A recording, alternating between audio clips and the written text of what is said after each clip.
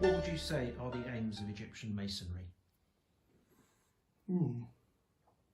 I think the aim of Egyptian Masonry is to explore the Western mystery tradition from a Masonic perspective. So it shares all the same objectives as ordinary Masonry, making good people better, promoting moral excellence, excellence of character, exploring one's intellectual and philosophical capacities, learning more, advancing your knowledge every day. But I think additionally to that, the Egyptian tradition also places a great deal of value on things of the spirit. What are your views on the phenomenon of the secret society? Oh goodness. Well, I think secret societies will always be with us, I suppose. There are times, I think, in human history where secret societies have been necessary for people concealing themselves from oppression, people who are isolated or ostracised from the normal community of the time. So secret societies form quite naturally. People have a shared set of experiences, a shared set of interests that they feel may not be compatible with the interests of the masses, and they do what they do secretly.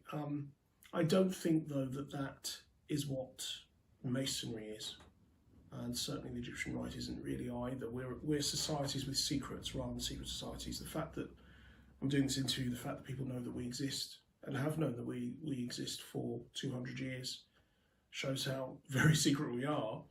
The secrets that we keep, though, are inviolate. They are preserved. Not everything is written down. That's the first thing people need to understand. Some things are communicated in person, and some things are realised through certain sets of keys that are concealed within the symbolism. And that's not only in the Western tradition, that's the same in other traditions as well. There is a kind of initiatic knowledge, a way of seeing things and a way of doing things that these rites preserve, and they are secret, and sometimes by necessity, because there's a certain amount of knowledge and experience that's necessary to be able to really access that form of knowledge, and to do so safely. I also feel that the trust takes time to build in communities, and you wouldn't just give your wallet and your cards to somebody strange without knowing who they were. You'd certainly check if somebody wasn't known. I think that's human nature, and societies are no different. But to call them secret, I think, is probably a stretch. There are, of course, secret societies. There are societies about whom one knows very little, but we're not among them. We are visible, even though we're very private. Is Egyptian Masonry just another group expression of fraternalism, or does it offer more? I think it is an expression of fraternalism. I think that's true. It is another expression of fraternalism. I think it's also sororialism. It invites men and women. I know fraternalism is not usually used as a gender-specific term, but I think it's important actually to understand the impact of language on those that are affected by it negatively. But I think that fraternalism is something that will always be with us, something that's very important. Our order is no different in its aims and objectives and beliefs about the importance of fraternalism. I do think, though, that what we offer is a new way of connecting people, well, a very old way too, but a new way, a new approach to an old way of connecting one with another, and with pursuing some very abstruse aims together as a unit that can be very arduous to explore alone. And that's experience talking. I was a solitary practitioner for a long time, even though I come from a family where those traditions are still extant. Much of my work was solitary and had to be done alone, and it can be very, very hard not to have that communal support. So one thing that I hope the order will do is provide that for people who are on the path. You state your order is non-political and non-religious. What position on those continental orders and Egyptian rites, which are highly political and patriotic in their style? Well, I think horses for courses. That's how some groups feel they need to be. That's the way they feel they need to pursue their Masonic commitments. I don't really have a comment one way or another. I think it's whatever those people feel is necessary for them to contribute to their society. But personally, I feel that the form of Masonry that we perpetuate is operating on the individual.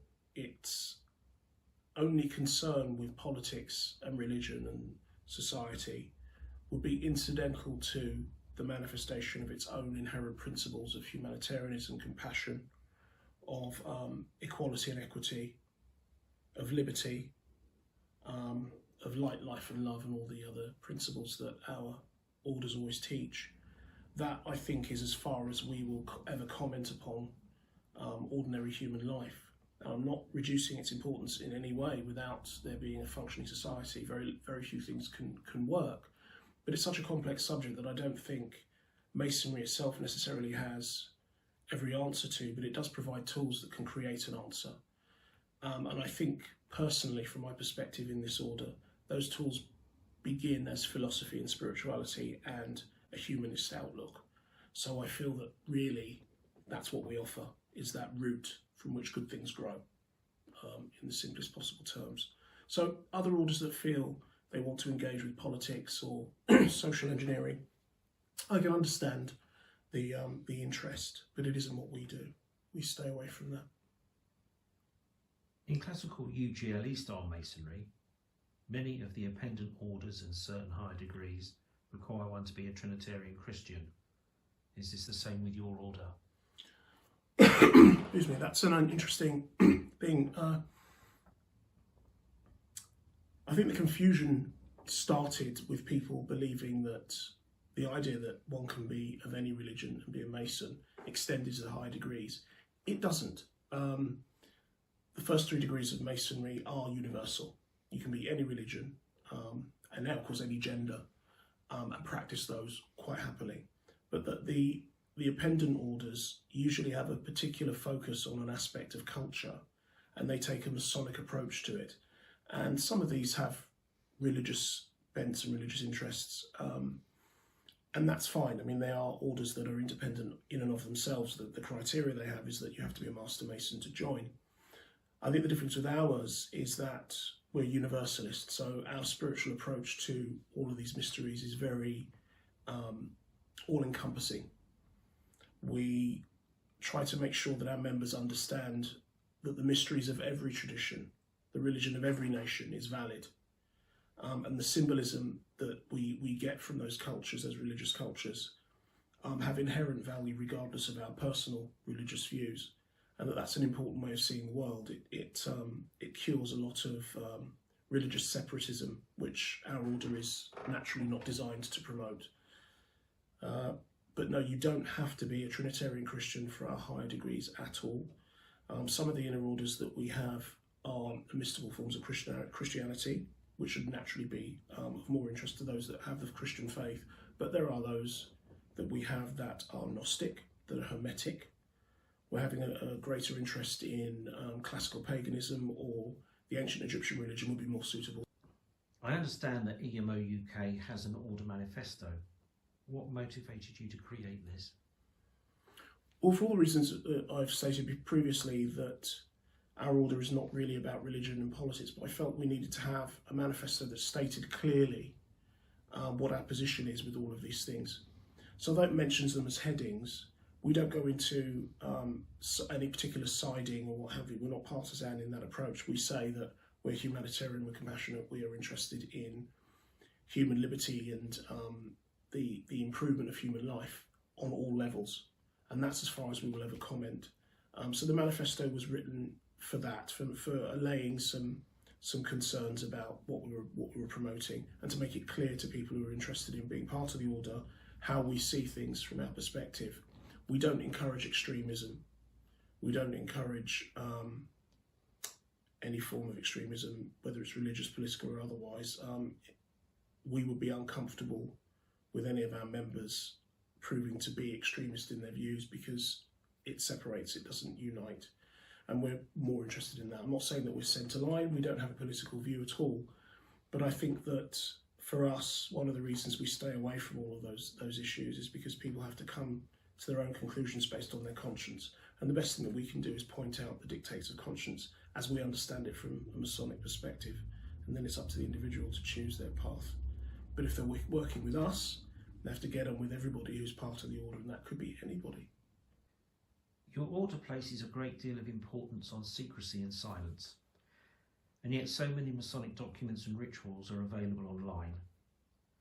Can you explain why you feel silence and secrecy are still relevant? Well, I do, and in a very particular set of ways. Obviously, the existence of our society doesn't have to be secret. That's counterproductive to our aims. But I do think that silence and secrecy have a great deal of power. If we take, for instance, secrecy. Secrecy is one of those things that's very easy to weaponise. And it's often done in society. I don't need to give any discrete examples of where it's done. You can see it anywhere. For us, though, secrecy is a powerful tool for preserving the division that exists between one form of information and knowledge, one state of consciousness, and another, so that nobody's overloaded or given something too soon or in the wrong way. Secrecy isn't simply to obfuscate for the sake of it. I think that that's a kind of intellectual vulgarity, in my opinion. But I think there are some things that people are naturally ready for at particular times, but they're not before that time arrives. And the secrecy really is for the sake of preserving people's boundaries in a healthy way. It's certainly not a carrot dangle or I am more mystical than thou, all that nonsense. And silence for us is a living power. And I won't say anything more than that. But silence truly is golden. The structure of the EMO UK is a literal pyramid hierarchy. Doesn't this mean that your order is authoritarian in nature rather than democratic? Oh, that's interesting. That's perhaps one of the other ways that Egyptian orders are different from classical Masonic orders, in that they mirror, in a very sort of surface way, the structure of Egyptian society. So the Grand Hierophant is always seen, and the Grand Master is always seen as a sort of the order's equivalent of a pharaoh. There is a sort of absolute authority in that role.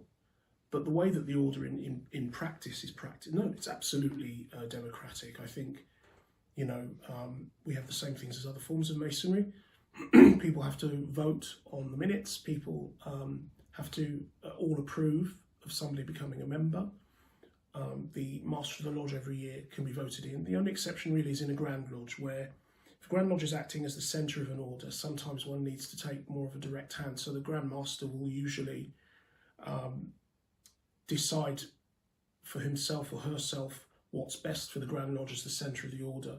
But the appendant lodges, appendant sanctuaries, and the inner orders are run democratically, and they have to be. People have to be happy doing what they're there to do, and people may get bored of the position they're in and may wish to change. So really, the only role in an Egyptian order that is for life is that of the Grand Master. We're not allowed to retire that readily. We generally have to have somebody who acts as a protege, and they will have the mantle passed to them when we are no longer able to carry it. But they will only officially become Grand Master when we retire to the Eternal East. That's traditionally how it's done. There are reasons for this. It isn't simply to hold on to power, because the Grand Master's role, I always describe myself as a retreating wave. My influence should retreat as the order expands, and the things that are left behind are for people to gather and to look after. But as that wave retreats, it's supposed to leave things behind it. That's my job. That's the job of all Grand Masters. So the power really is always waning, in a sense, if you understand it that way, because you should be looking after these traditions and these rituals to pass it on to others. It's not for you to hold on to contain, to control. I do believe that knowledge that's held on to in an avaricious way turns septic. I think it's an unhealthy way of being. So the greatest delight for me is to have the opportunity and the structure to be able to share the things that I've gathered on my journey, and make sure that everyone is able to receive them in the right way and at the right time. And I think that's the same for all the other senior members of our order. So that's kind of how we see it. The only real authority is me. I'm the only one who has the power to sort of absolutely start or absolutely stop anything.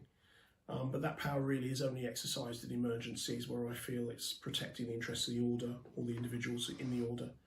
Generally speaking, it is democratic, and one has to trust one's members to be able to do the job properly, as long as they do it properly.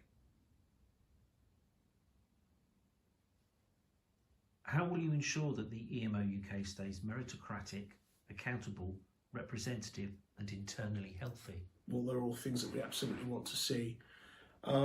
One of the things that we think is important is to make sure that the order is relevant to contemporary society, because they're the people who are going to receive it. So we will stay a mixed order. We don't want to separate the genders. And although I know that there are mystical justifications for this, that some people are still believing are relevant, I get that. Men's spiritual pathways and women's spiritual are different. But I think Masonry, and our form of Masonry being universal, is supposed to unite people so that those gaps are bridged. And I don't think separating the genders for our order would be a very healthy thing. In the inner orders, of course, there are some things that are, say, specific to a goddess tradition where women will be more interested in doing that. But it wouldn't necessarily close men out, and vice versa for the male mysteries, because sometimes people have a stronger yang energy or a stronger yin energy, to use the Eastern thing, or a greater sol, a greater lunar in their nature, and those mysteries may be very, very beneficial for them. And that's one of the other reasons why we say we admit all genders rather than both genders, because some people are fluid. They feel a sense of being not on one extreme or another. And this is something that ancient societies have reflected for millennia. Many ancient societies have more than one gender, two genders, they have multiple genders. So, you know, I don't think that that's as unnatural a thing as people like to claim. And, you know, spouting nonsense about the difficulty of using they and their is to me, a rather specious excuse for making sure somebody's comfortable when we have to use titles for each other all the time. I never go and visit the doctor and fail to call him doctor. His name might be something else, but I don't struggle with the title. And that's really as simple as it is for me, and I try to make sure the order's that way. And that's one of the things that we do. Other things are making sure that the way that our order is structured as a business and as an administration is clearly stated to people. Obviously, because we are a business, our financial details are private. We don't necessarily share that publicly, although our company is always visible online. You can find out about aspects of our company there. But for the order, we like to make sure that people understand how we're spending the money, how we're progressing, what we're doing, and feel that they're included as much as is feasible in the decisions that affect their lodge. I think also that's a balancing act too, because of course one wants to make sure one maintains harmony, and one does sometimes come across people who are curious for curiosity's sake and aren't necessarily adding anything to the pie, and that requires some management. But I think if someone comes into the order and has a certain set of skills, then we'll certainly welcome their input, and we have done. And in terms of accountability, again, I think that's about standing, as the Americans say, on business.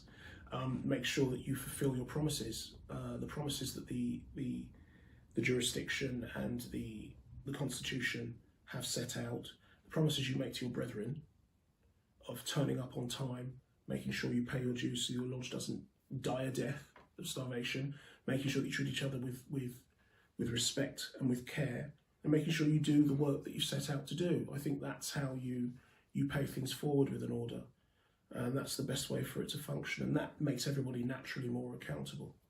And not making everything about yourself also helps, you know. Sometimes one needs to accept that one's needs are only important to oneself, and that perhaps they need to be given less priority on occasion rather than more, depending on the situation.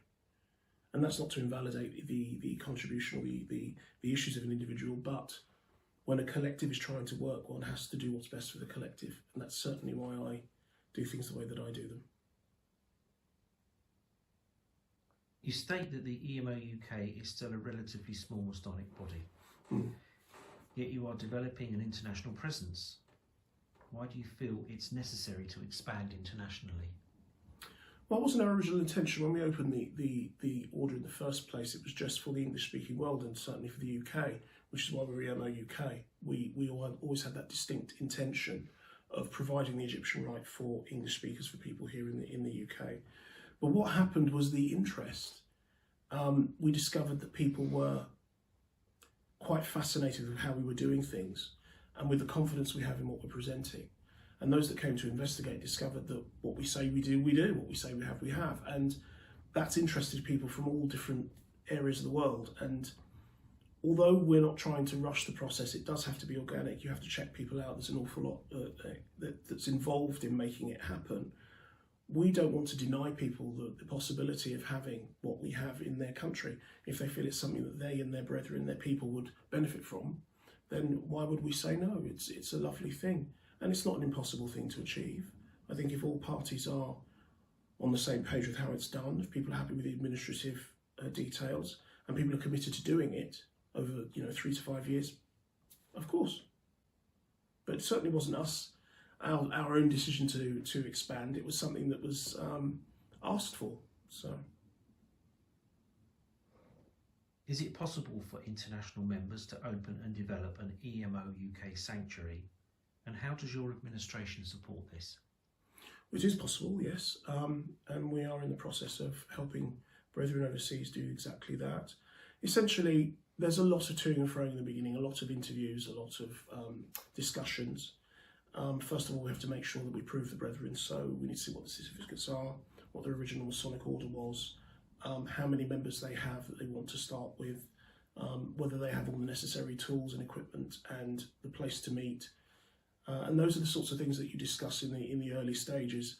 Then we have to show them how our administration works. All of our membership is always central, so anyone who's a member of any lodge under the order has to join centrally, so that we have a record of everyone who is a member for legal reasons. We discuss things like the charter fee. We don't capitate on individuals, we capitate through a charter, and that's a tiered system, and we try to make it as accessible as possible for people who want to practice it. Lessons are held online in a central sort of private website, so people can always come on and speak to each other in that private domain. And in terms of translation, we always say we're an Anglophone order, and that's always going to be our primary language. And lots and lots of people do speak English very well, and certainly well enough to be able to handle the mysteries in English. But for those that don't, there is a translation process where it will be more helpful for their brethren. But that's sort of how it goes, and then you just see how people feel. And it's been a very exciting couple of years so far. There's a great deal of popular spirituality and self-development material on social media. There is.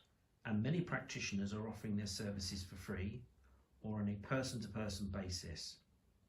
How do you feel about this? And how do you see your order responding to this media culture? I think it's great. I think that's one of the great blessings of social media. I've seen some of these online readers and practitioners, and I think they're doing a wonderful job at helping people have access to something that maybe they wouldn't have been brave enough to go to in person.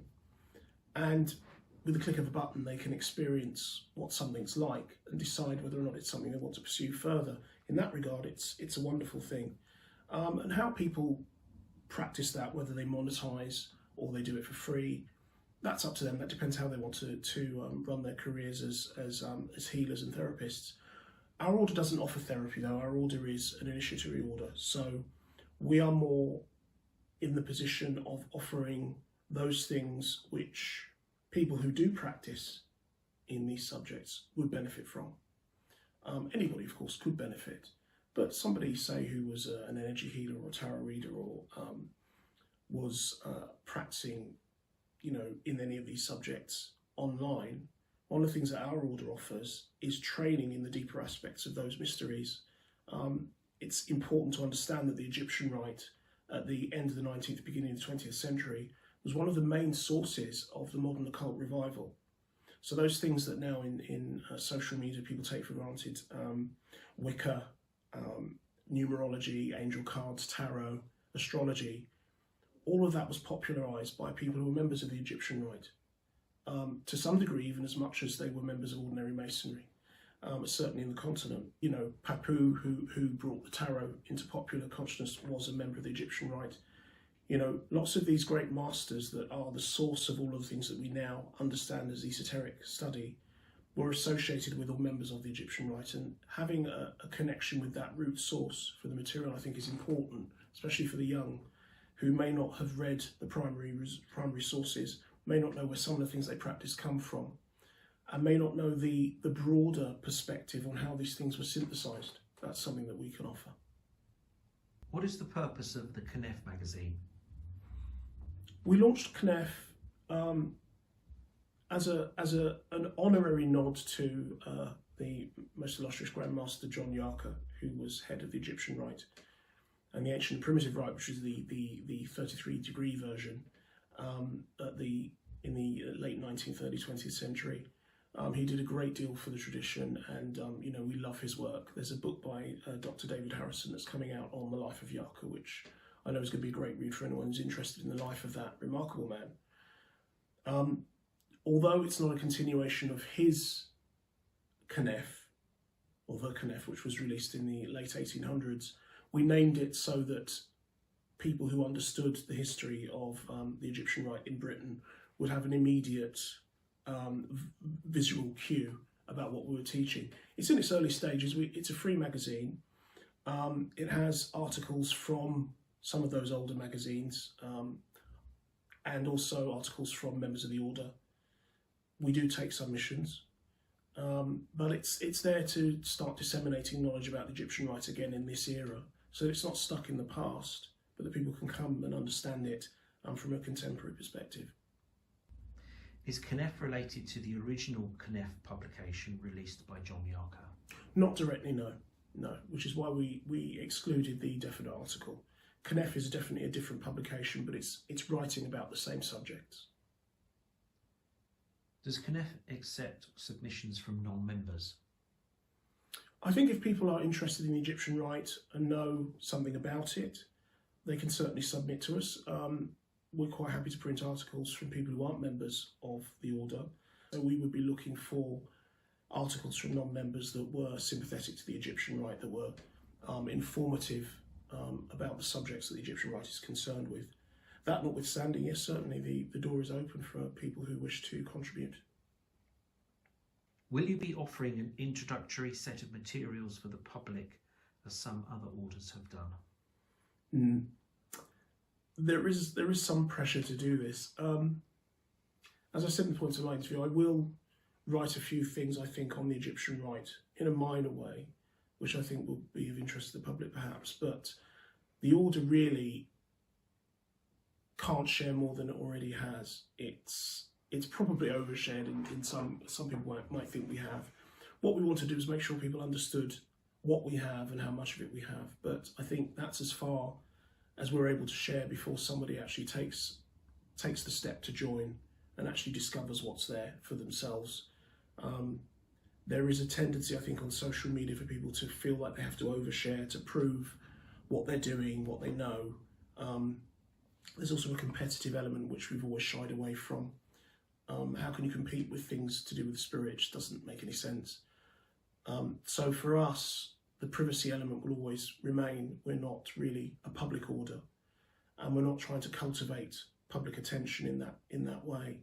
We just want to make sure that anyone who is interested, who is still a member of the public and not a member of the order, has enough information to guide them on making a decision.